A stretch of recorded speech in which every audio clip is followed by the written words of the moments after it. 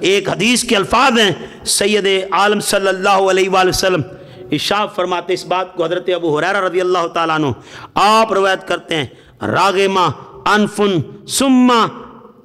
راغما انفن ثم راغما انفن، حضور سید عالم صلی اللہ علیہ وآلہ وسلم ارشاد فرماتے ہیں، اس کی ناک خاک آلود ہو، اس کی ناک خاک آلود ہو، اس کی ناک خاک آلود ہو۔ حضور سید عالم صلی اللہ علیہ وآلہ وسلم سے صحابہ اکرام نے پوچھا، قیلا من یا رسول اللہ صلی اللہ علیہ وآلہ وسلم، یا رسول اللہ کن کی ناک خاک آلود ہو؟ قالا من ادرکا اب وہی اندل کبرا احدہما او کلیہما فلم یدخل الجنہ، جو ماں باپ میں سے کسی ایک کو دیکھے بڑھاپا پائے، ان کی خدمت نہ کر سکے، ان سے دعا نہ لے سکے اور جنت اس کا مقدر نہ بن سکے، یا دونوں زندہ ہوں اور ان کی خدمت خاطر مدارت نہ کر سکے، ان سے دعائیں اکٹھی نہ کر سکے اور جنت کا حقدار نہ بن سکے، جس کے ماں باپ بھی زندہ ہیں اور پھر بھی جنت کا حقدار نہ ہو، اس کی ناک خاک آلود ہو، ناک خاک آلود ہو۔ تو دوستان گرامی قدر، آج تو ہم کہتے ہیں ہماری آپ نے ناک مٹی میں ملا دی، تو دوستان گرامی قدر یہ بد دعا دے رہا ہے میرے آقا جانی کہ اس کی ناک خاک آلود ہو، جو ماں باپ کو دیکھے، ایک کو دیکھے یا دونوں کو پائے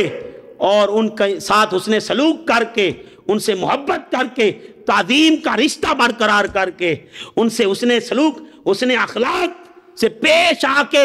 جنت کا حقدار نہ بن سکے، اس بندے کی ناک خاک آلود ہو۔ آؤ آج وقت ہے، جن کے زندہ ہیں اپنے والدین کی خدمت کرو، اپنے والدین کی خدمت میں لگ جاؤ اور ماں سے معافی طلب کرو۔ ماں پوچھے کیا ہوا، کہ آج پتہ چل گیا ساری کامیابیاں تیرے قدموں میں ہیں، ساری کامیابیاں تجھ سے ہیں اور اللہ کی رحمتوں کا نزول تجھ سے ہے۔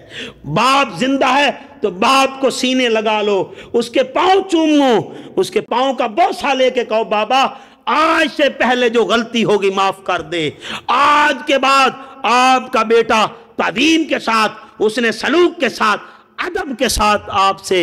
ادب کا رویہ رکھے گا، ادب کے انداز سے پیش آئے گا۔ بابا مجھے معاف کر دے، ادھر باپ کہے گا بیٹا جاؤ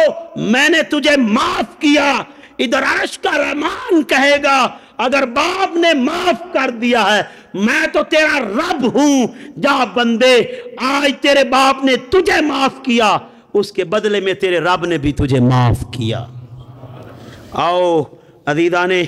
محتشم، یہ ارادہ لے کے اٹھیں کہ آج کے بعد حسن سلوک کریں گے، کریں گے نا ان سے حسن سلوک کریں گے انشاءاللہ۔ اللہ پاک مجھے آپ کو قابل عمل باتوں پر توفیق عمل عطا فرمائے۔ وآخر دعواہم ان الحمدللہ رب العالمین۔